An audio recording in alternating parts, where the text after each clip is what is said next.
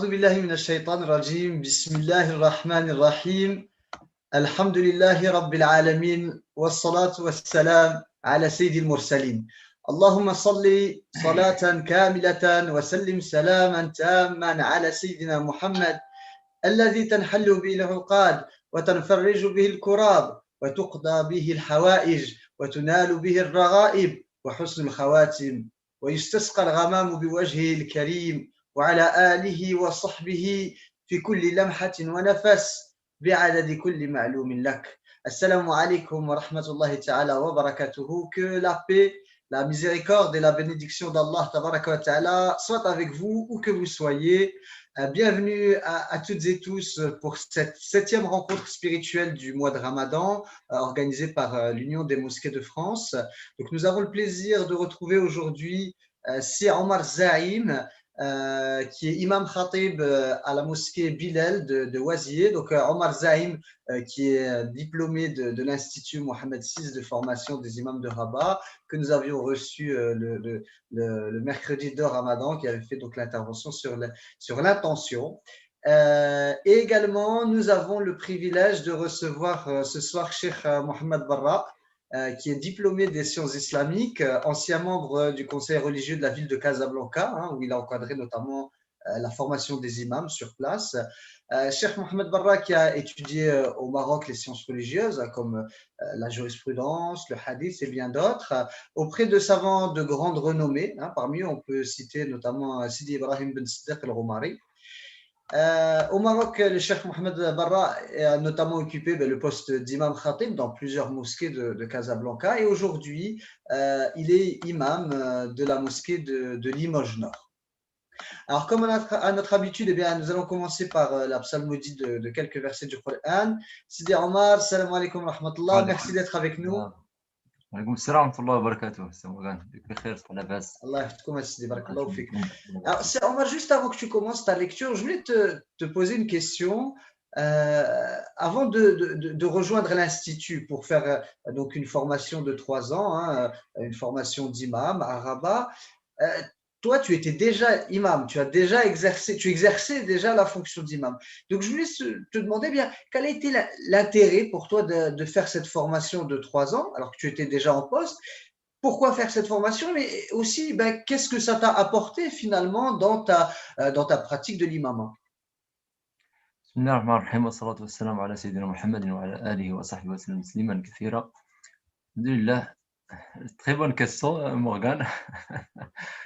En réalité, oui, bien sûr, j'étais déjà imam avant d'aller à Rabat, ça c'est sûr.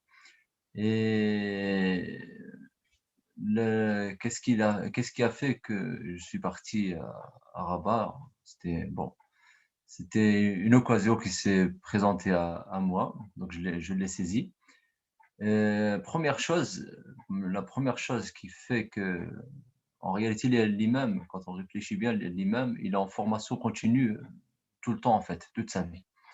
C'est pas parce qu'on a atteint un niveau dans la science, on va dire maintenant, c'est vrai qu'il y a un niveau minimum au niveau science. Donc, il y a bien un niveau minimum pour être imam, mais après, il faut continuer, évoluer dans sa vie et dans ses connaissances, etc. Donc, en réalité, il n'y a pas de niveau maximum. Comme tout à l'heure, tu as cité le frère Bra, tu as parlé de son niveau de science, etc. En réalité, au niveau poste, on va dire c'est un imam khatib, comme un autre imam khatib, mais on a automatiquement ou obligatoirement des différences de connaissances. Donc, différences dans les niveaux, différences dans les diplômes, différences dans le nombre de savants chez qui la personne elle a appris la science, etc. Donc, moi, en tout cas, j'ai compris ce principe-là. C'est ce qui fait que quand j'ai atteint un niveau de l'imama, bien sûr, on est rentré dans l'imama, mais on voit qu'on est limité au niveau science, au niveau connaissance. Et surtout aujourd'hui, dans notre époque, avec l'actualité, etc., on commence à être un petit peu perdu, on va dire. Donc, le but d'y aller, déjà, c'est d'apprendre, bien sûr, mais surtout consolider ce qu'on a appris, déjà. Ça veut dire si j'ai déjà une connaissance, il va falloir la consolider. Et l'imam a changé. L'imam, moi, au moment où j'ai commencé l'imama, c'était en 2008, 2009. Quand j'ai commencé, c'était simple l'imam. Donc, il n'y avait pas beaucoup de. D'accord, c'est les prières, les 5 prières, la khutbah, les sujets simples. Il n'y avait pas beaucoup de polémiques, etc. Mais vers les 2015 à peu près, vers 2014-2015, ça commence à être un petit peu compliqué au niveau sujet, surtout au niveau khutbah, etc. Donc c'est là où j'ai vu que ça devient nécessaire de faire une formation. Et on a cherché bien sûr les formations adéquates, etc. Il y en a beaucoup, alhamdulillah. Mais ce qui avait de particulier dans la formation de Rabat, c'est que c'est vraiment fait pour les gens qui sont déjà imams à la base. Donc là, eux, ils comptent déjà former des gens qui sont déjà imams et surtout pour traiter les sujets d'actualité. Ce qu'on a vu, tu étais avec nous, Morgane, avec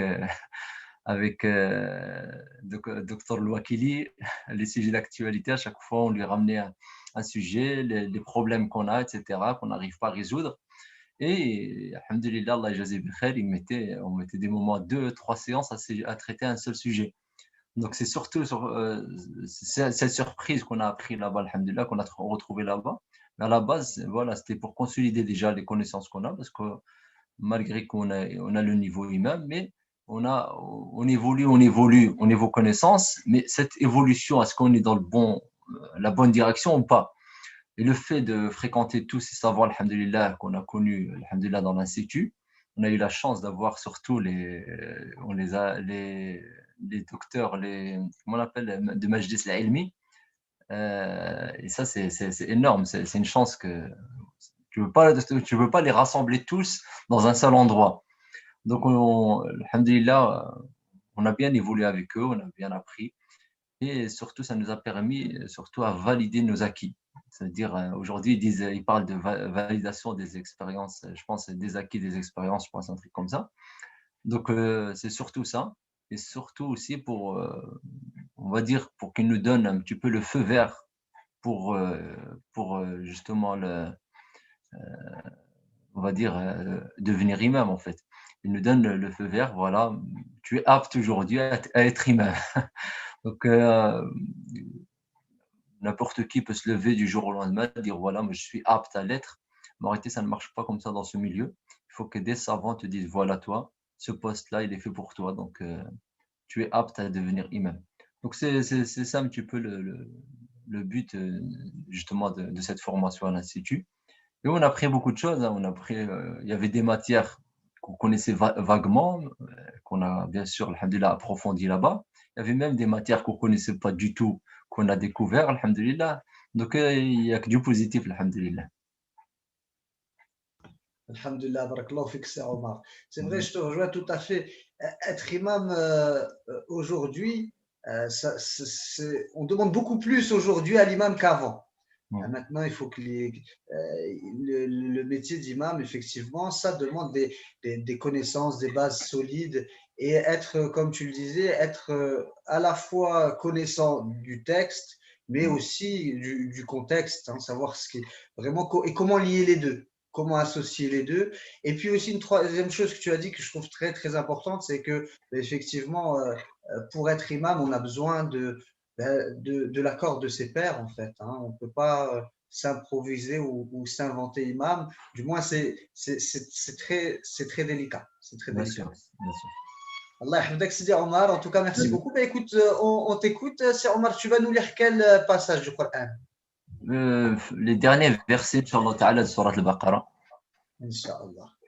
Bismillah. Barakallahu fik. On t'écoute, c'est Omar. أعوذ بالله من الشيطان الرجيم وإن كنتم على سفر ولم تجدوا كاتبا فرهان مقبوضة فإن أمن بعضكم بعضا فليؤد الذي اؤتمن أمانته وليتق الله ربه ولا تكتموا يكتم الشهادة ومن يكتمها فإنه آثم قلبه والله بما تعملون عليم. لله ما في السماوات وما في الأرض وإن تبدوا ما في أنفسكم أو تخفوه يحاسبكم به الله فيغفر لمن يشاء ويعذب من يشاء والله على كل شيء قدير. آمن الرسول بما أنزل إليه من ربه والمؤمنون كلنا آمن بالله وملائكته وكتبه ورسله لا نفرق بين أحد من رسله وقالوا سمعنا وأطعنا غفرانك ربنا وإليك المصير. لا يكلف الله نفسا إلا وسعها لها ما كسبت وعليها ما اكتسبت ربنا لا تؤاخذنا إن نسينا أو أخطأنا ربنا ولا تحمل علينا إصرا كما حملته على الذين من قبلنا ربنا ولا تحملنا ما لا طاقة لنا به واعف عنا واغفر لنا وارحمنا أنت مولانا فانصرنا على القوم الكافرين. صدق الله العظيم. الحمد لله. صدق الله العظيم. Barakallahu fik, c'est Omar. Merci beaucoup. Donc, c'est Omar qui est, je le rappelle, imam khatib de la mosquée Bilal à Oisier, dans les Hauts-de-France. Merci pour cette lecture, c'est Omar. Qu'Allah te récompense, qu'il te rajoute de ses bienfaits. Puis à très bientôt, Inch'Allah. Alors maintenant, nous accueillons, comme je vous le disais tout à l'heure, Cheikh Mohamed Barra. Donc, comme je vous disais, Cheikh Mohamed Barra nous vient de la mosquée de Limoges Nord. Je vous ai parlé un petit peu de son parcours. Il a un parcours dans les sciences religieuses qui est très impressionnant. Et aujourd'hui, il nous fait le plaisir de participer avec nous pour cette rencontre spirituelle du mois de Ramadan. Oustad al-Fadil, salam alaikum wa rahmatullah. Marhaba bikoum, Sidi. عليكم السلام ورحمة الله تعالى وبركاته. حياكم الله. بارك الله فيكم. Alors, Cheikh Mohamed Barra a choisi pour son intervention de nous faire méditer sur les différents noms de la Sourate Al-Fatiha, l'ouverture. Alors, cette intervention sera donnée en arabe et puis ensuite, elle sera suivie d'une traduction. إذن أستاذ نترككم الكلمة سيدي. بارك الله فيكم. بسم الله الرحمن الرحيم. الحمد لله رب العالمين الذي أمرنا بطاعته ونهانا عن معصيته ووعد الصالحين بجناته وبمستقر رحمته وتوعد العصاة بنقمته وزوال نعمته وأشهد أن لا إله إلا الله سيد المطاع على عباده الحجة بلا نزاع وأشهد أن سيدنا محمدا عبده ورسوله اللهم صل عليه وعلى آله وسلم تسليما كثيرا صلاة تخرجنا بها من ظلمات الوهم وتكرمنا بها بنور الفهم وتوضح لنا ما أشكل حتى يفهم فإنك تعلم ولا نعلم وأنت علام الغيوب. اللهم يا معلم آدم وإبراهيم علمنا ويا مفهم سليمان فهمنا. أما بعد، نسأل الله سبحانه وتعالى أن يجعل جمعنا هذا جمعا مباركا مرحوما، وأن يتحقق فينا وعد رسول الله صلى الله عليه وسلم الذي أخبر بأن ما من قوم اجتمعوا على كتاب الله تعالى دراسة ومدارسة إلا وأكرمهم الله عز وجل بتلكم الجوائز المعروفة: اجتمع قوم في بيت من بيوت الله، إلى آخر الحديث المعروف المحفوظ الذي رواه الإمام مسلم في صحيحه. فذكر النبي صلى الله عليه وسلم أنه تنزل عليهم السكينة وتغشاهم الرحمة وتحفهم الملائكة ويذكرهم الله عز وجل في من عنده. فدائما نجدد العهد ونجدد النية مع الله سبحانه وتعالى، فهذه غايتنا وهذا قصدنا، أن نتصل بالله سبحانه وتعالى وأن نحصل على رضاه. فهذه الغاية من مثل هذه الاجتماعات، من مدارسة كتاب الله ومدارسة حديث النبي صلى الله عليه وسلم لنعرف الله. نعم، فأعظم شيء في هذا الكون أن تعرف الله، ولهذا قالوا: والله ما طابت الدنيا إلا بمعرفة الله عز وجل ومحبته، وما طابت الآخرة إلا بجنته ومغفرته ورضوانه، وما طابت الجنة إلا برؤية الله ومشاهدته. إذا نزلت عليهم السكينة، هذه السكينة التي نبحث عنها في حياتنا والتي يبحث الناس عنها. الناس الآن يبحثون عن السعادة، ولهذا تفننت البشرية في أنواع التأمينات من أجل أن يحصل المرء على السعادة. والسعادة إنما هي في الوحي، في كلام الله سبحانه وتعالى، دراسة ومدارسة وتدبرا وتبصرا وتخلقا، كان خلقه القرآن. فإذا تنزل عليهم هذه السكينة التي نبحث عنها جميعا. نبحث عن سكينة تكون في قلوبنا وفي أفعالنا وفي سلوكنا وفي بيوتنا وفي معاملتنا وفي الكون كله. وكذلك تغشاهم السكينة والملائكة، تحفهم الملائكة. فنحن في هذا الزمان وفي كل زمان نحتاج إلى صحبة الملائكة ولا غير، وهذا يحتاج إلى محاضرات أن نبين فيها علاقة المؤمن بالملائكة. فالله سبحانه وتعالى ذكرهم في القرآن العظيم، وكذلك النبي صلى الله عليه وآله وسلم. بل إن من مقاصد ذلك أن الملائكة لا يعصون الله ما أمرهم ويفعلون ما يؤمرون. فلهذا الملائكة يمثلون لنا الطاعة، يمثلون لنا الامتثال. ومن ثم فإن النبي صلى الله عليه وسلم يقول: من وافق تأمينه تأمين الملائكة غفر له ما تقدم من ذنبه. ألا أخبركم كيف تصف الملائكة؟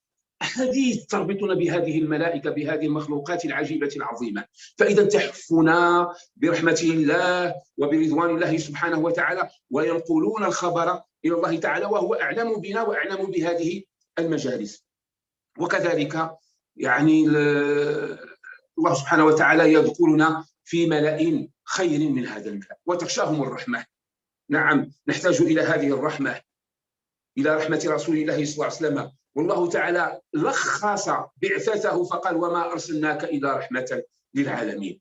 فجفت منابع الرحمة في سلوكنا، في أقوالنا، في أفعالنا، في بيوتنا، لأننا ابتعدنا عن الوحي، ابتعدنا عن التخلق بأخلاق القرآن، ابتعدنا عن التخلق بأخلاق رسول الله صلى الله عليه وسلم. وهذه المجالس هي منبع الرحمة، منبع الرحمة. والرابعة وهي ما هي سموا وعلوا ورفعة ومكانة وقدر وقولوا ما شئتم وذكرهم الله في من عنده. ولهذا سيد الناس سيدنا عبد الله بن عباس يقول في تفسيره لقول الله عز وجل: ولا ذكر الله أكبر. والعلماء يختلفون: هل ذكر الله عز وجل هو أعظم من الصلاة أم الصلاة هي أعظم من الذكر؟ فقال لهم: ولا ذكر الله لنا أعظم من ذكرنا له سبحانه وتعالى. فإذا حصل العبد على مقام المحبوبية فاز في الدنيا والآخرة. وكما قال بعض العارفين: ليس الشأن أن تحب الله لأن الله غني عن العالمين، وإنما الشأن أن يحبك الله. فإذا حصل العبد على مقام المحبوبية كان من السعداء في الدنيا والآخرة. إذا لا أطيل عليكم، والمقام المباح والمقام المتاح لا يسمح بالانفتاح كما يقول. إذا نريد بعون الله عز وجل أن نقترب فقط من هذه الصورة العظيمة التي جمعت ما في القرآن العظيم والقرآن العظيم جمع ما في الكتب السماوية السابقة. فإذا سورة جامعة كاملة تجمع ما في كلام الله سبحانه وتعالى الذي يوصف بالجلال وبالجمال وبالكمال. سورة عظيمة. فإذا نحاول فقط أن نقترب من كلام الله تعالى. هذا الشيخ الشعراوي رحمه الله تعالى لما يعني فسر القرآن سماه بالخواطر، فهي خواطر. نعم، يهابون كلام الله سبحانه وتعالى في ظلال القرآن. أنا مع الحائط. هم يعلمون جلال القرآن، يعلمون إعجاز القرآن، يعلمون أن كلام الله سبحانه وتعالى صفة من صفاته سبحانه وتعالى، والله تعالى يوصف بالكمال وينزه عن النقص. فلهذا أحاول أن أقترب معكم، ولو كنت أجيد اللغة الفرنسية لفعلت ذلك، ولكن الحمد لله هناك من سيترجم لكم ذلك. فإذا أحاول أن نقترب من هذه الصورة العظيمة من حيث أسماؤها، وعلماؤنا في علم التفسير في علوم القرآن يقدمون البطاقات. الشرطي مثلا يطلب منك بطاقة تعريفية حتى يعرف من أنت وأين تسكن وأين تنتسب وفي أي منطقة وفي أي حي إلى آخره، فيعرف عنك من خلال البطاقات. فلهذا العلماء من خلال عملية استقرائية قدموا بطاقات في الاعتناء بالصور، ككلام الله عز وجل وبصور القرآن العظيم. بل قالوا إن مضامن القرآن يعني يجمع في الفاتحة، لكن قالوا كذلك إن مضامن الصورة تجمع في الاسم، فالاسم يجمع هو عنوان مضمون الصورة. هكذا قال علماؤنا رضي الله عنهم. فإذا يقدمون بطاقة التعريف من خلال المصحف الشريف. هذه البطاقة الأولى، يتكلمون عن تعريف الصورة، وذلك من خلال هذه المباحث وهذه المحاور. يتكلمون عن الاسم، يتكلمون عن النسب، ما اسمها، وما دلالة الاسم بالمضامين، وما دلالة الاسم بنظم القرآن، وما دلالة الاسم في أسباب النزول وفي شريعة الإسلام. ثانيا النسب، يعني يهتمون بهذا. هل هي سورة مكية؟ هل هي سورة مدنية؟ أين نزلت؟ ونحن نعلم خصائص الصور المكية ونعلم خصائص الصور المدنية. فخصائص الصور المكية مثلا تتكلم عن العقيدة، تتكلم عن الحوار الذي جرى بين الله سبحانه وتعالى وبين إبليس اللعين، تتكلم كذلك عن قصة سيدنا آدم، عن أصل الإنسان، عن البعثة، عن البحث، عن يوم القيامة، عن كيد الشيطان، عن التوحيد، عن أسرار العبودية. فإذا هذه الخصائص لا بد أن تؤثر في الصورة. أما خصائص الصور المدنية فتتكلم عن الأحكام، عن التشريع، تتكلم عن كيان أصبح ينادى بيا أيها الذين آمنوا، بخلاف الصور المكية يا أيها الناس. فإذا هذه البطاقة يتكلمون عن ماذا؟ عن الاسم والنسب والسبب. لماذا أنزل الله سبحانه وتعالى هذه الصورة؟ أحيانا تنزل الصورة بدون سبب، لكن السبب يساعد لفهم أي نص من النصوص الشرعية تعلق الأمر بالقرآن العظيم أو بحديث النبي صلى الله عليه وسلم. لا بد من سبب الورود بالنسبة للحديث وسبب النزول بالنسبة للقرآن العظيم. يتكلمون عن المعيار الزماني والمكاني، ويتكلمون كذلك عن المعيار التكاملي. هي مباحث عند علماء الأصول. على كل حال هذا يساعدنا. سبب النزول يساعد على الفهم ويساعد على استنباط الحكم. فلهذا كتبوا مصنفات ومؤلفات في هذا الباب في أسباب النزول. يتكلمون كذلك عن المطلع وعن المقطع، عن الحجم وعن الختم، عن بداية الصورة وعن نهايتها، وما العلاقة ما بين المطلع والمقطع، بين البداية وبين النهاية، وما حجم الصورة، وما علاقة ذلك بنظم الصورة، وما علاقة ذلك بنظم القرآن. أين تقع الصورة في القرآن العظيم؟ وأين تقع الصورة في النزول؟ هل هي من أوائل ما نزل، من أواخر ما نزل، من أواسط ما نزل؟ هل نزلت في فترة حربية، في فترة السلم، مباحث عند علمائنا، ثم يبحثون كذلك، وهذا ألفت فيه مؤلفات ومصنفات لا أريد أن أطيل هنا، كالإمام البقاعي وغيره، يتكلمون عن علاقة السورة بما قبلها من الصور، عن التناسب، وعن آخر آية في السورة، وعن بدايتها. مباحث عند علمائنا. هذا في بطاقة التعريف. وهناك بطاقة التوصيف.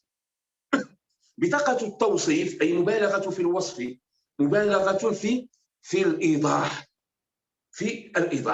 وذلك من خلال الموضوع والموضع والوضع. يبحثون من خلال هذه المحاور.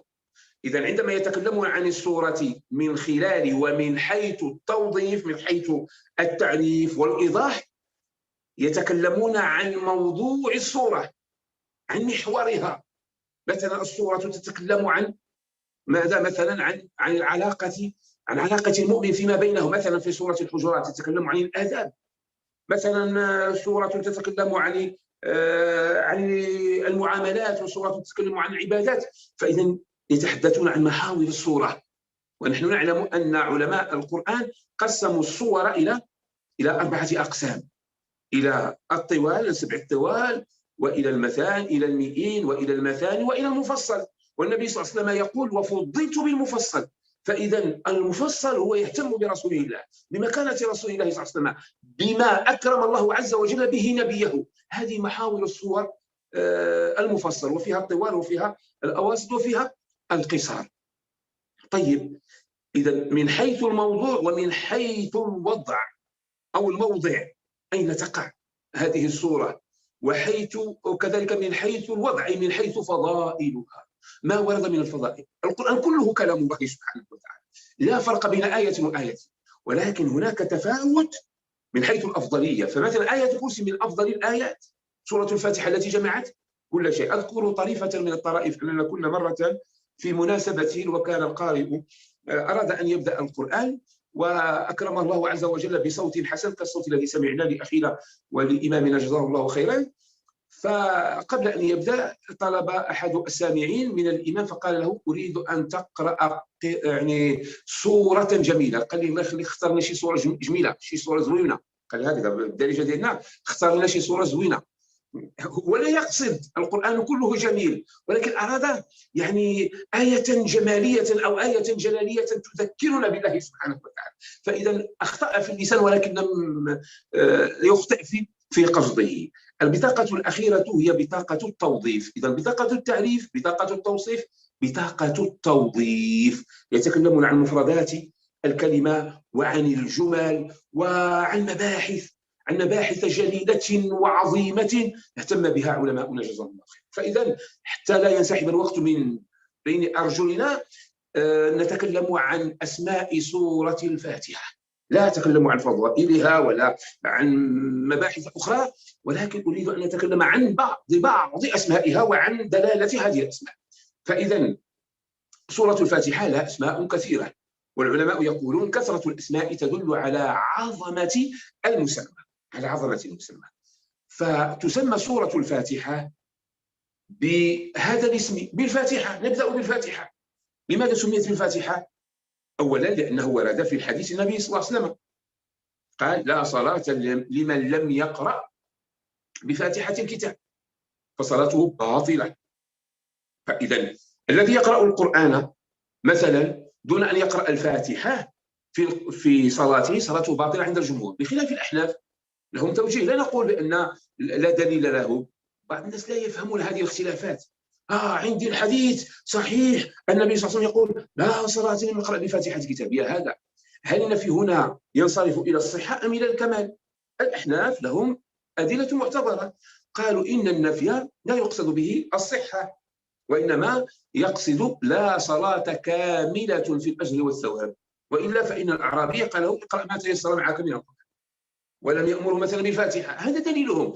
نحن الآن لسنا في مناقشة فقهية، الذي يهمنا أن الجمهور يقولون بأن الصلاة إنما تصح بالفاتحة، فلهذا قال صلى الله عليه وسلم: لا صلاة لمن لم يقرأ بفاتحة الكتاب، فسميت بهذا الاسم. ثم لأنه يفتتح بها، فإذا تسمى بالفاتحة باعتبار الاسم أو باعتبار الرسم، عفوا باعتبار الرسم لا باعتبار الحكم. تسمى بالفاتحة باعتبار الرسم، لأن أول سورة في القرآن هي الفاتحة. لو فتحنا المصحف الآن ماذا نقرأ؟ بسم الله الرحمن الرحيم الحمد لله رب العالمين، مع أن أول ما نزل اقرأ باسم ربك الذي خلق، هذه أول ما نزل، ولكنها وضعت في أول المصحف. هل هو بإقرار رسول الله صلى الله عليه وسلم؟ مسألة فيها خلاف. على كل حال قول الجمهور بأنه بإقرار رسول الله صلى الله عليه وسلم. هذا الترتيب هو توقيفي، لم يكن يعني اجتهاد من الصحابة رضوان الله عنهم على الرأي الراجح. فإذا سميت بالفاتحة لأنه يفتتح بها، سورة عظيمة النظير، ونحن نعلم أهمية الافتتاحات. فمثلا ولله المثل الأعلى، إذا أراد الرئيس مثلا، أي رئيس مثلا من الرؤساء مثلا، أن يتكلم عن موضوع مهم، فإن الناس يهتمون بالافتتاحية، والافتتاحية هي التي تشدهم إلى إكمال الموضوع. وكذلك الخطيب، وكذلك المتكلم، وكذلك الخطيب، وكذلك الواعظ، وكذلك الأستاذ. فإذا الافتتاحيات لها شأن عظيم. فإذا كل ما في القرآن إنما هو في الفاتحة، بل قالوا ما في الفاتحة في بسم الله الرحمن الرحيم. عجيب، هذا مما يشم ولا يفرق. كل ما في الفاتحة في بسم الله الرحمن الرحيم، بل زاد بعضهم من أهل الله كل ما في البسملة في الباء، وكل ما في الباء في النقطة. هذه مباحث علوم عند القوم. على كل حال، لأن الله تعالى قال ألست بربكم؟ قالوا بلى بلى. أول ما نطق بالإنسان هو هذه الباء. فلهم دلالات في علم الحروف، علم هذا يدرس. طيب، تسمى بالفاتحة باعتبار الرسم، باعتبار الرسم.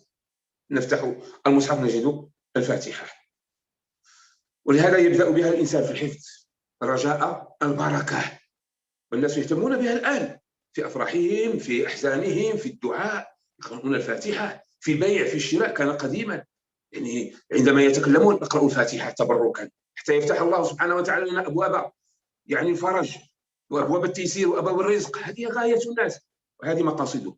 وتسمى كذلك بسورة أم القرآن وبأم الكتاب، بأم القرآن وبأم الكتاب، لحديث النبي صلى الله عليه وسلم: لا صلاة لمن لم يقرأ بأم الكتاب. هذا حديث النبي عليه الصلاة والسلام. فإذا الأم يطلق على الشيء الجامع الذي يجمع، فإذا هي جماعة معاني القرآن كما قلنا. والكتاب هو مأخوذ من الكتيبة. لا أريد أن أفرع كثيرا في هذا الباب في التفاريع أو في الاشتقاقات اللغوية. على كل حال هو مأخوذ من الكتيبة، والكتيبة هي تضم تجمع. فإذا من الكتاب، والكتاب يجمع الفصول، ويجمع الأبواب، ويجمع المباحث، ويجمع المقاصد، ويجمع التفريعات، كل ذلك في الكتاب. فإذا سميت بأم الكتاب لأنها جمعت مقاصد القرآن. فإذا سميت بأم الكتاب باعتبار الحكم، وأم القرآن كذلك باعتبار المقاصد، لأن من مقاصد القرآن ما هو؟ من مقاصده أنه يدلك على الله، أن تعرف الله، أن توحد الله تعالى، أن تعبد الله سبحانه وتعالى. كل ذلك في الفاتحة، قد بينه ابن القيم رحمة الله عليه في 3 مجلدات. نعم. ويتكلم عن مقامات إياك نعبد وإياك نستعين. شرح كتاب منازل السائرين للإمام الهروي، سماه منازل السالكين في شرح منازل السائرين في مقام إياك نعبد وإياك نستعين. يعني 3 مجلدات وهو يشرح مقام إياك نعبد وإياك نستعين فقط. فإذا نبدأ باختصار عندما نقول الحمد لله رب العالمين. وقبل ذلك إذا كنا في الصلاة يقول الإنسان الله أكبر. ما معنى الله أكبر؟ أي يكبر الله عز وجل. ولهذا نبدأ بالتكبير، ولا نقول الحمد لله أو سبحان الله، مع أنه ذكر ولكنه لا يجوز. لماذا؟ حتى تكبر الله سبحانه وتعالى وتخرج الدنيا من قلبك، ويخرج الكون كله وترى وتشاهد جلال الله سبحانه وتعالى وكبرياءه وعظمته. وقد قسمت الزمن إلى نصفين: إلى زمن لا تهتم به تركته وراءك، ثم بعد ذلك تقبل على الله سبحانه وتعالى فتبدأ بالفاتحة. وقد كنت في غفلة، كنت في شغل، كنت في الدنيا، كنت مع الأولاد، كنت مع التجارة، مع الزوجة إلى آخره، فقلت الله أكبر، أكبر من كل شيء، فقرأت الفاتحة. على الخلاف هل نقرأ البسملة أو نقرأ البسملة. بسم الله الرحمن الرحيم، الحمد لله رب العالمين، الرحمن الرحيم، مالك يوم الدين. فتبدأ أولا بحمد الله عز وجل على وجه الاستحقاق والاستغراق، فتحمد الله سبحانه وتعالى وتثني على الله عز وجل وتمجد الله سبحانه وتعالى. وهذا يدلك على أن الطريق إلى الله تعالى يبدأ من هنا، بمعرفة الله. معرفة الآمر تقدم على معرفة الأوامر. قبل أن تعرف الحلال والحرام ينبغي أن تعرف الآمر الذي أمرك والذي نهاك، لأنك إذا عرفت الحلال والحرام قبل أن تعرف الله ربما تنفلت، تبحث عن الرخص. أما إذا عرفت جلال الله عز وجل وعظمته فإنك تتمسك وتجد لذة وتجد فرحا وطربا في الإقبال على الله سبحانه وتعالى. وإذا نعم يعني عرفت جلاله كذلك تبتعد عن محارمه. فعندما تحمد الله وتشعر كما أخبر بذلك النبي صلى الله عليه وسلم أنك تخاطب الله، الحمد لله رب العالمين، حمدني عبدي، أثنى علي عبدي، مجدني عبدي. فإذا أنت في خطاب مع الله، تتكلم مع الله، والإنسان يتكلم مع الله بالقرآن. وكذلك في الصلاة، إن في الصلاة لشغلا، إن أحدكم إذا صلى يناجي ربه، يقول عليه الصلاة والسلام. فإذا أنت في خطاب، في كلام مع الله سبحانه وتعالى، تبدأ بالتمجيد، بالتحميد، بالتمجيد، بالثناء على الله سبحانه وتعالى. الحمد لله الكامل على وجه الكمال الذي يستحقه هو الله سبحانه وتعالى. الرحمن الرحيم، مالك يوم الدين. عجيب، قلت الحمد لله رب العالمين الرحمن الرحيم مالك يوم الدين. لما قلت الحمد لله رب العالمين جاء الجلال، فالله تعالى هو رب الكون، رب العالمين. العالم ما سوى الله عند علماء الكلام. تشعر بهيبة، تشعر بجلال، تشعر بعظمة، فتخاف، فيطمئنك القرآن بعد ذلك إنه رحمن رحيم. الحمد لله رب العالمين الرحمن الرحيم، مع أنها سبقت بسم الله الرحمن الرحيم. الحمد لله رب العالمين جلال، ثم بعد ذلك جمال. الرحمن الرحيم، لا تخف، لم يخلقك ليعذبك، إنما خلقك ليرحمك، إنما خلقك من أجل أن تكون من أهل الجنة. بعد ذلك تقول مالك يوم الدين، فهو الذي في قراءة مالكية، مالكية، فهو الملك، لو هو المالك الذي يملك، مالك يوم الدين. عندما تشعر بجلال الله وبعظمة الله تعالى وقد زالت هذه الدنيا من قلبك ووصلت إلى مقام المشاهدة، أن تعبد الله كأنك تراه، فإن لم تكن تراه فإنه يراك. قلت إياك نعبد وإياك نستعين، فعلمت حقيقة نفسك أنك عبد لله عز وجل، عبد ضعيف لا تساوي شيئا في هذا الكون، لكن لك شأن عظيم بإيمانك، بتقواك، بتوحيدك لله سبحانه وتعالى. حينها تشعر بالضعف وبأنك أمام هيبة الله تعالى، فتأتي بصيغة الجمع، لا تستطيع أن تتكلم بمفردك، لم تقل إياك أعبد، أنت أمام جلال الله عز وجل مع عظمته، فقلت إياك نعبد، إياك نعبد وإياك نستعين. لاحظوا، ولا أريد أن أطيل لأن شرح الفاتحة يطول. كيف بدأت؟ الحمد لله رب العالمين، بدأت بجملة الإسمية، الحمد لله رب العالمين الرحمن الرحيم مالك يوم الدين. ثم لما وصلت إلى هذا الإنسان جاءت الجملة الفعلية.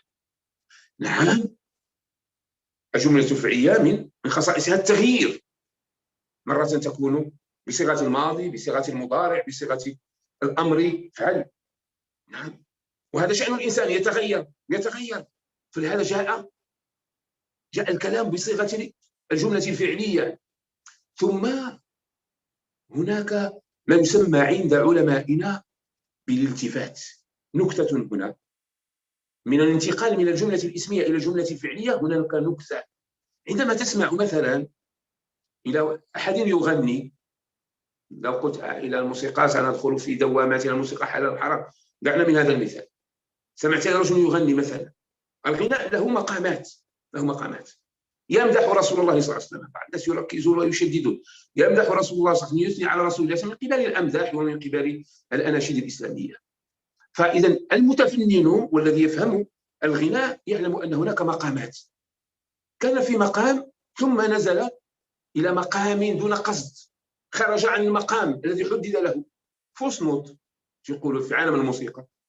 فهذا يعني عندما تفعل هذا الخطأ تزعج أذنه. لماذا؟ لأنك خرجت عن المقام الغنائي عن القالب الذي ينبغي أن تكون.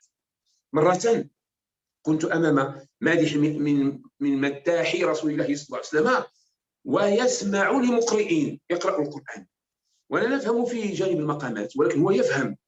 فذلك المقرئ يعني رفع صوته بآية، ثم اعتقدنا بأنه سيسكت، بعدها رفع صوته أكثر ما يسمع عندهم بجواب الجواب. فصرخ ذلك الرجل قال: الله أكبر، أن لك أن تفعل هذا؟ كيف فعلت هذا؟ يعني يتعجب كيف استطاع أن يصعد إلى هذا المقام. فهذا في الجانب الحسي يطرب الإنسان. كيف عندما تتكلم مع الله ولله المثل.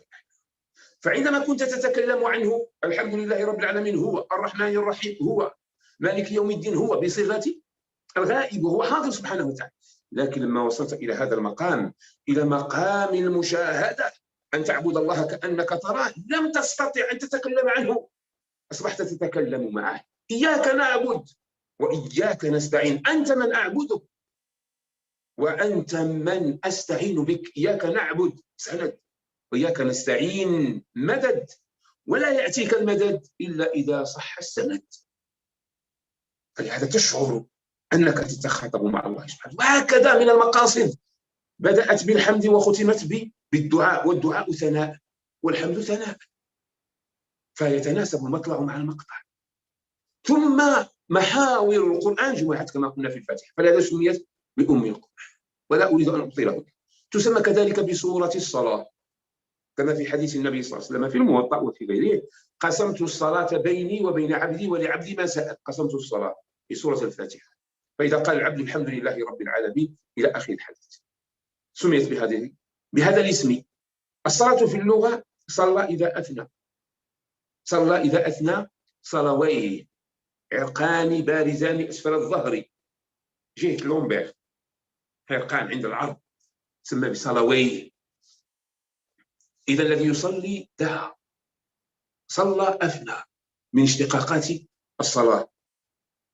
فكذلك الفاتحة فيها الدعاء، فيها الثناء، فيها الخضوع، فيها الخضوع لله تعالى، تشعر بذل العبودية وتشعر بعز الألوهية عندما تعلن عن عبوديتك لله تعالى. إياك نعبد وإياك نستعين. ثم فيها الدعاء: اهدنا الصراط المستقيم. فإذا مضامين الصلاة جمعت في الفاتحة. وتسمى كذلك بسورة الحمد. بسورة الحمد. كم بقي سيدي من الوقت؟ هل يمكن أن أستمر؟ Est-ce que c'est possible de continuer? تفضل أستاذ. C'est très possible. Avec plaisir أستاذ. جزاك الله خير. إذا طيب، إذا تسمى كذلك بماذا قلنا؟ بسورة الحمد. الحمد لأنه بدأ بها بسم الله الرحمن الرحيم، الحمد لله رب العالمين. إذا من أعظم ما بدأ به، بل إن الحمد من مقاصد الخلق. ولهذا هناك تقدير عند أهل اللغة: الحمد لله رب العالمين، أي قولوا الحمد لله رب العالمين. تقدير عند المعربين: الحمد لله رب العالمين، هذا خبر، والمقصود به الإنشاء. كلام العرب لا يخرج عن خبر أو إنشاء. خبر تخبر عن مسألة، والإنشاء فيه الأمر والنهي والدعاء. تأمر: صلوا كما رأيتموني أصلي، لا تغضب، نهي، والدعاء. إذا هذا هو الكلام في اللغة العربية. والخبر أحيانا قد يراد به الأمر أو يراد به النهي، وهذا من إعجاز اللغة، من البيان. فلهذا الحمد لله رب العالمين، فالله تعالى يخبرنا بأنه حمد نفسه بنفسه، ولكن يقصد الأمر، أي قولوا الحمد لله رب العالمين. ثم وقف العلماء كثيرا في هذه الكلمة، لم يقل أحمد الله أو حمدت الله، قال الحمد لله رب العالمين. فالله تعالى حمد نفسه بنفسه. لماذا؟ قالوا لما علم عجز العباد عن حمد الله سبحانه وتعالى، علم عجزنا. علم تقصيرنا، نحن عاجزون مقصرون أن نحمد الله سبحانه وتعالى. ولهذا سيد الخلق سيدنا محمد صلى الله عليه وسلم ماذا قال؟ لا أحصي ثناء عليك أنت كما أثنيت على نفسك. لا أحصي ثناء عليك، لا يمكن أن نحيط بكمال الله، ولا يمكن أن نحيط بجلال الله تعالى. ولهذا في الباقيات الصالحات نقول سبحان الله والحمد لله ولا إله إلا الله والله أكبر. سبحان الله تنزيه لله سبحانه وتعالى، الحمد لله إثبات الكمال، وهذا معنى لا إله إلا الله. سبحان الله والحمد لله ولا إله إلا الله. فإذا سبحت الله سبحانه وتعالى وحمدت الله سبحانه وتعالى ترى بأنه يستحق ذلك. فإذا منزه عن جميع النقائص ويوصف بكمال، فإذا حق له أن يعبد. فلهذا تقول سبحان الله والحمد لله ولا إله إلا الله، لا معبود بحق إلا الله. بعد ذلك إياك أن تعتقد أنك عرفت الله تعالى على الحقيقة، فلا تقول الله أكبر، أكبر من إثباتك ومن نفيك ومن معرفتك ومن كل شيء. الله أكبر. فلهذا الحمد لله رب العالمين. على كل حال فروعات يعني ينسي بعضها بعضا. فالبداية بالحمد يعلمنا الله سبحانه وتعالى بأننا عاجزون، فلهذا ماذا نفعل؟ نحكي حمد الله تعالى فقط، وهذا شرف أننا نكرر حمد الله. الله تعالى حمد نفسه بنفسه في الأزل، في عالم الأزل، فنحن نكرر حمد الله كما هو له نظير في الصلاة على رسول الله صلى الله عليه وسلم. لا نستطيع أن نصلي على رسول الله صلى الله عليه وسلم، أن نكافئ رسول الله صلى الله عليه وسلم. ماذا نفعل؟ نتوجه إلى الله سبحانه وتعالى بأن نصلي عليه. إن الله وملائكته يصلون على النبي يا أيها الذين آمنوا صلوا عليه وسلموا تسليما. ماذا نفعل؟ اللهم صل على سيدنا محمد. يا سيدي ربي أنت تكفل بهذا، نحن عاجزون.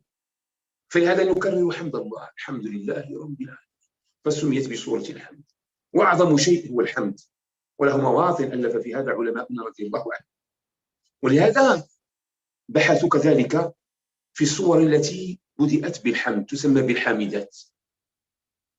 فعلى الراجح من الأقوال ذكروا 5، وذكروا سورتين فيصل الأمر إلى 7.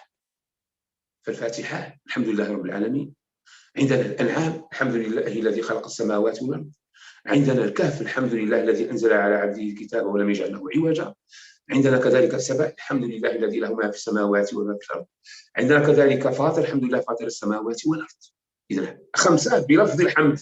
وعندنا تبارك الذي بيده الملك، وتبارك الذي نزل على عبده الفرقان، وتبارك من صيغ الحمد.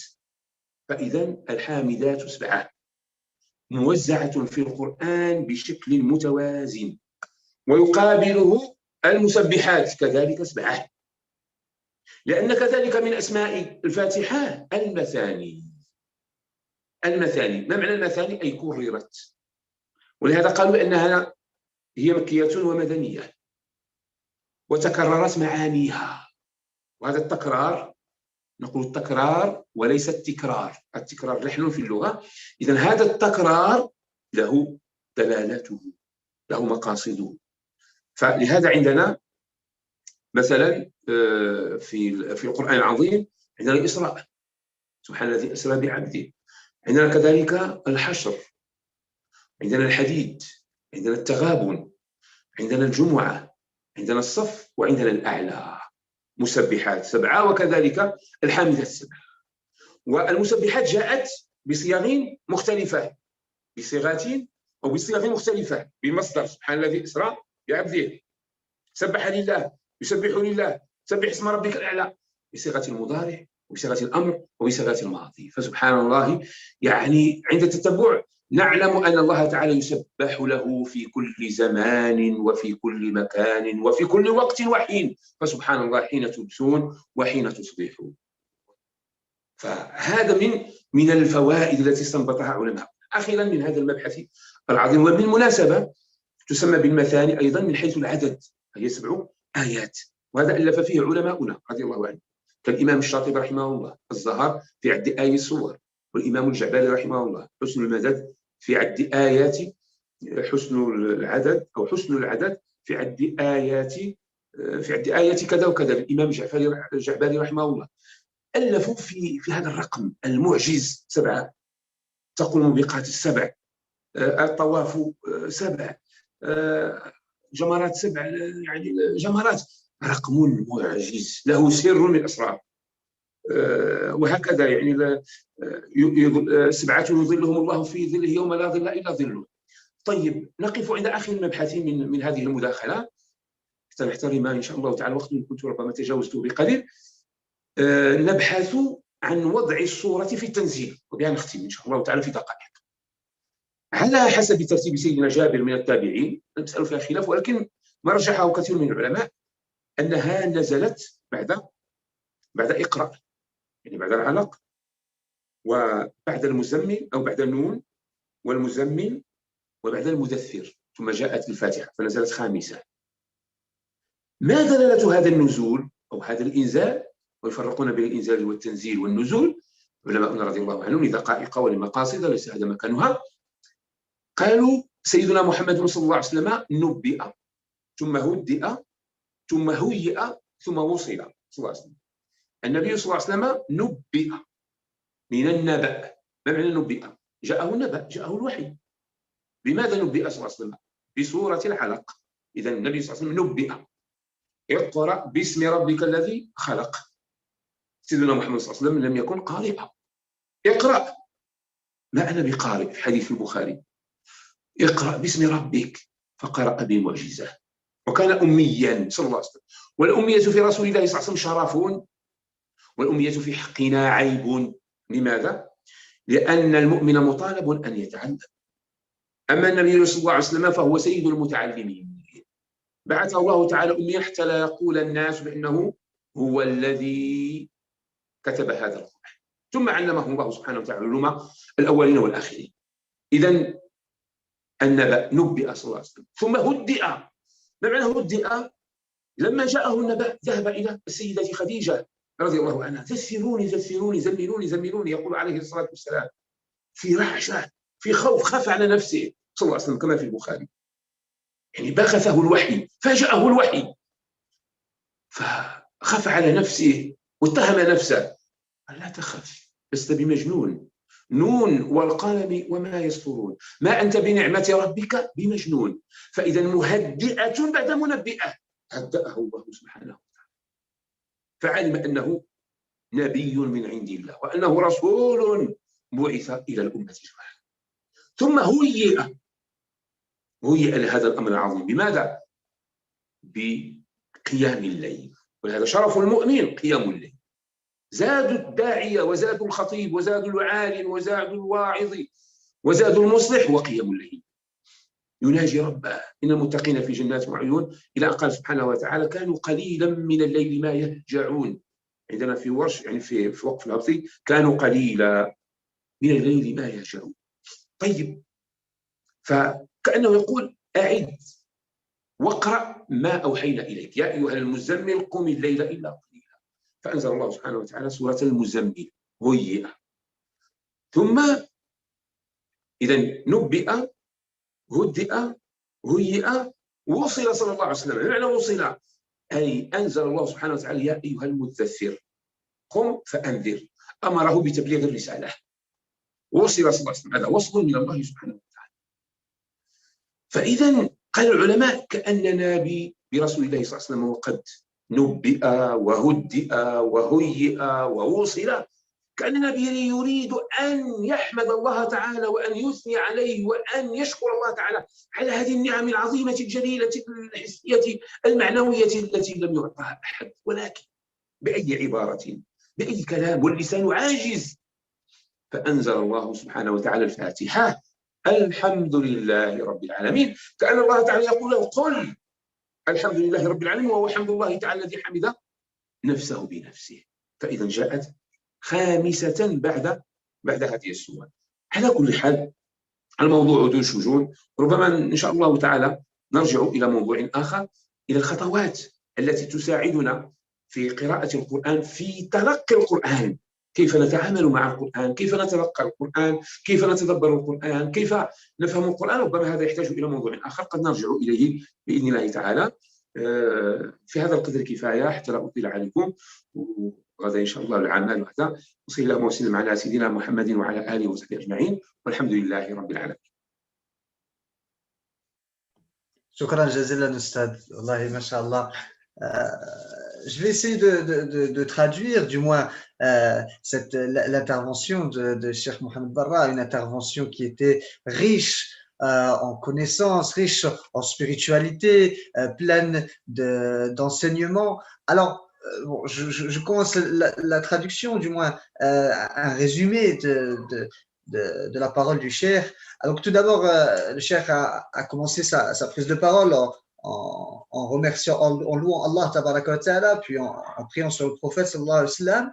Et puis il nous a rappelé que lorsqu'un groupe de gens se rassemblait, hein, c'est le hadith du prophète sallallahu alayhi wa sallam qui nous dit que lorsque des gens se rassemblent pour évoquer Allah, et dans une autre version pour étudier le Coran, eh bien la sérénité les enveloppe, la miséricorde les recouvre, les anges les entourent et Allah tabaraka wa ta'ala les évoque auprès de ceux qui sont près de lui. Donc, il a mis en évidence l'importance d'avoir cet objectif, c'est le mérite de ces rassemblements, même s'ils sont à distance, n'est-ce pas? Et que donc, il faut mettre une grande attention et avoir pour objectif chercher uniquement l'agrément d'Allah tabaraka wa ta'ala. Donc, grâce à ces assemblées, Allah tabaraka wa ta'ala nous donne la sérénité. Et donc, la sérénité, eh bien, c'est la source du bonheur, c'est ce que l'humanité recherche. Puis, on a dans la suite du hadith, le prophète nous dit que avec ces assemblées-là, eh bien, nous sommes recouverts de miséricorde. Hein, et puis également, nous sommes entourés des anges. Hein, donc, lorsqu'il y a les anges, eh bien, il y a la bénédiction, il y a un grand bienfait, et tout ça, ça vient avec justement ces assemblées. Puis, enfin, la plus grande des annonces, hein, c'est le fait d'être évoqué, que le fait que Allah tabaraka wa ta'ala lui-même nous évoque. Donc aujourd'hui, et ça grâce à l'évocation d'Allah et à l'étude du Coran. Donc c'est pourquoi le Cheikh a choisi donc de nous parler, de nous faire étudier le Coran, nous faire méditer le Coran, et notamment le premier chapitre du Coran, la sourate l'ouverture, le Fatiha, hein,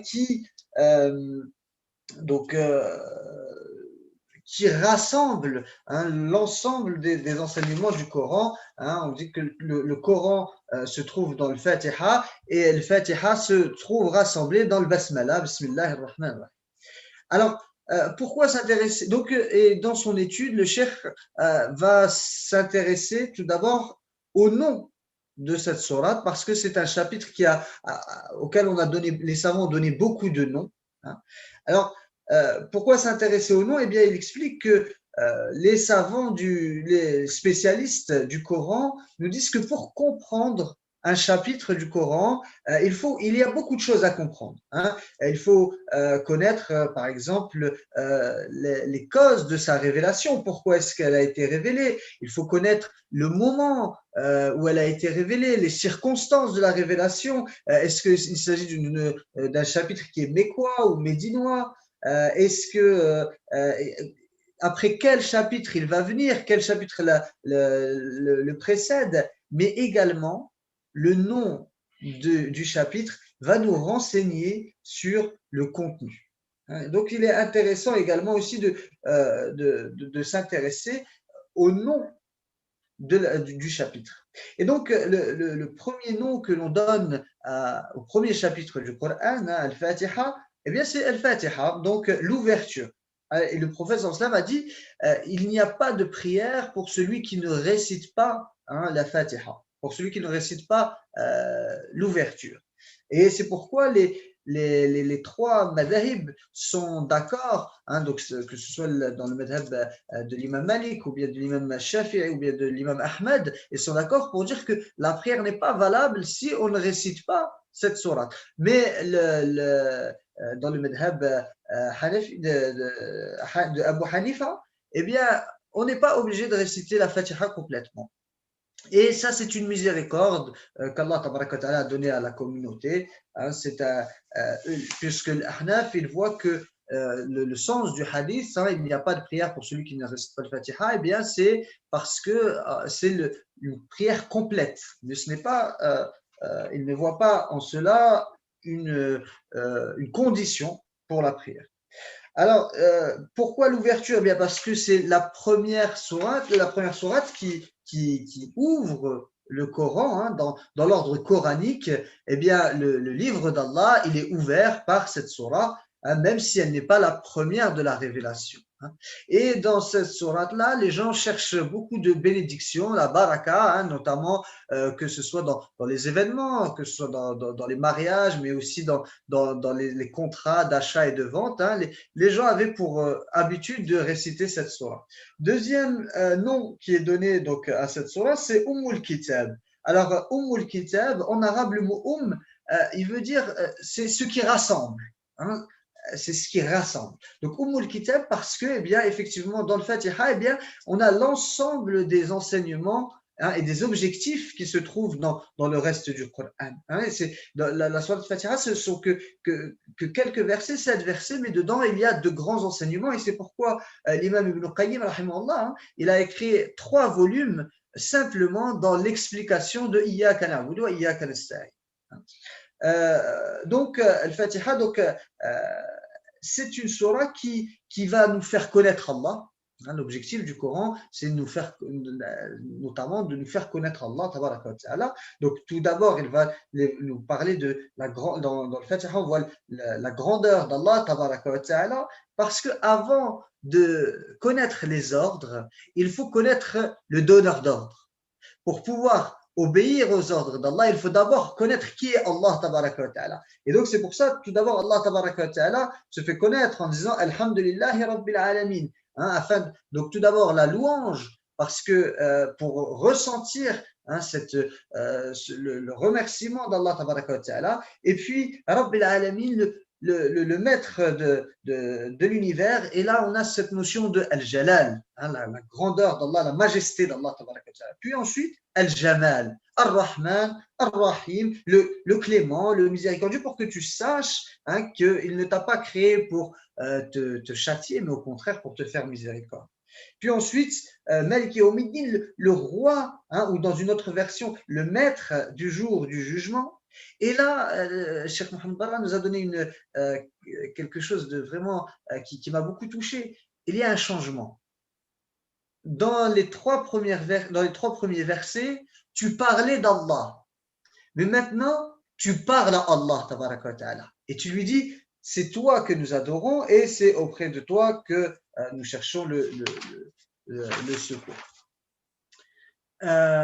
Ensuite, parmi les noms de ce chapitre, on lui donne le nom de la louange, Al-Hamd, parce que c'est une sourate qui commence par la louange. Hein, et c'est la louange d'Allah. Allah, il se remercie lui-même. Allah, il se loue lui-même, hein, parce qu'en vérité, eh bien, nous ne sommes pas capables de le louer comme il se doit. Donc, Allah, tabaraka wa ta'ala, il va commencer son livre en nous disant, récite la louange que je me fais moi-même, mais que tu me loues, c'est quelque chose qui est au-dessus de ta capacité. Donc Allah tabaraka wa ta'ala nous demande simplement de réciter la louange qu'il s'est donnée à lui-même.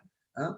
Et d'ailleurs, dans le Coran, hein, Cheikh nous dit qu'il y a 7 chapitres que l'on appelle, qui commencent par cette louange, 5 qui commencent avec Al-Hamd, hein, comme donc Al-Fatiha, Surat Al-An'am, Al-Kahf, Ghafir, Saba, mais et 2 avec Tabaraka, hein, Surat Al-Mulk et Al-Furqan.